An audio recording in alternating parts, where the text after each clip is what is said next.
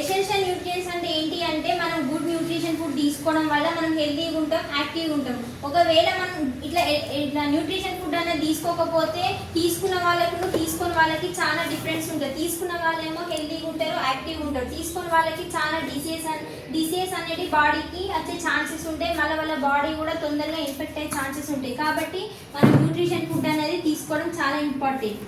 Relations of nutrition in health and sickness. Health and sickness అంటే మనం ఒక nutrition food తీసుకోవడం వల్ల మనం హెల్తీగా ఉంటాం, యాక్టివ్గా ఉంటాం. అదే మనం న్యూట్రిషన్ ఫుడ్ తీసుకోకపోతే ఎంబటే సిక్ అయ్యే ఛాన్సెస్ ఉంటాయి. మన బాడీలో ఫంక్షనింగ్ కూడా ప్రాపర్గా ఉండదు. ఎట్లాంటి ఇన్ఫెక్షన్ అయినా కానీ తొందరగా అటాక్ అయ్యే ఛాన్సెస్ ఉంటాయి మన బాడీకి. అందులో ఫస్ట్ ఏంటిదంటే గ్రోత్ అండ్ డెవలప్మెంట్ అనేది ప్రాపర్గా ఉండదు. గ్రోత్ అండ్ డెవలప్మెంట్ అనేది ప్రాపర్గా ఉండాలంటే మనం ఈ గుడ్ న్యూట్రిషన్ ఫుడ్ అనేది తీసుకోవాలి. తర్వాతకి మన బాడీలో ఉన్న ఫంక్షనింగ్స్ కూడా ప్రాపర్గా ఉండాలంటే మనం మంచి న్యూట్రిషన్ ఫుడ్ తీసుకోవడం వల్ల మనకి ఎట్లాంటి డిసీజ్ అనేది అక్కడ రాదు.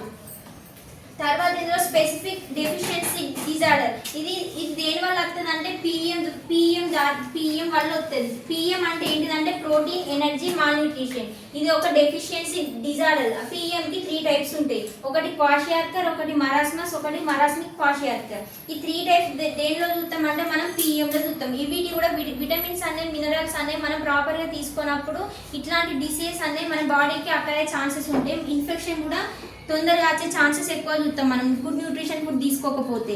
Resistant to infection. మన బాడీకి ఏదైనా ఫర్ ఎగ్జాంపుల్ టీబీ అనేది ఉంది. టీబీకి దాని ఒక వైరస్ ఏంటంటే మైకోబాక్టీరియం ట్యూబెర్కులో. దానికి వ్యాక్సిన్ ఏమి ఇస్తారంటే బీసీజీ అనే వ్యాక్సిన్ ఇస్తారు. బీసీజీ ఫుల్ ఫామ్ ఏంటి అంటే బ్యాసిల్లస్ పాల్మిటై గ్రానీ. ఇట్లాంటి డిసీజెస్ అనేవి మన బాడీకి అటాక్ అయ్యే ఛాన్సెస్ ఎందుకుంటే మనం న్యూట్రిషన్ ఫుడ్ తీసుకోకపోవడం వల్లనే ఇట్లాంటివన్నీ మనకి సరిపోయిన అంటే మన బాడీకి సరిపోయిన విటమిన్స్ ఉండకుండా మినరల్స్ కానీ మన బాడీకి కావాల్సిన కార్బోహైడ్రేట్స్ ఇట్లాంటివి లేకుండా మనం అన్హెల్దీగా ఉండి అన్యాక్టివ్గా ఉండి మనం ఇట్లాంటి గుడ్ న్యూట్రిషన్ ఫుడ్ తీసుకోకపోతే మన బాడీలో ఇట్లాంటి ఛాన్సెస్ అనేవి ఎక్కువ చూడాల్సి ఉంటుంది. వాస్కులర్ డిసీజ్ అంటే మన బాడీలో హార్ట్ డిసీజెస్ అని హార్ట్కి సంబంధించి బ్లడ్ సర్క్యులేషన్ అనేది ప్రాపర్గా లేనప్పుడు బ్లడ్ సర్క్యులేషన్ ప్రాపర్గా ఉండాలంటే మనం తీసుకునే ఫుడ్ మనకు కరెక్ట్ ఫుడ్ అనేది తీసుకొని మంచి న్యూట్రిషన్ ఫుడ్ తీసుకుంటే మనకి ఎట్లాంటి డిసీజెస్ అనేవి రావు. అట్లా మన బాడీలో ఫంక్షనింగ్ అనేది ప్రాపర్గా ఉంటుంది. ఎలాంటి డిసీజ్ అనేవి కూడా తొందరగా వచ్చే ఛాన్సెస్ అసలు ఉండవు.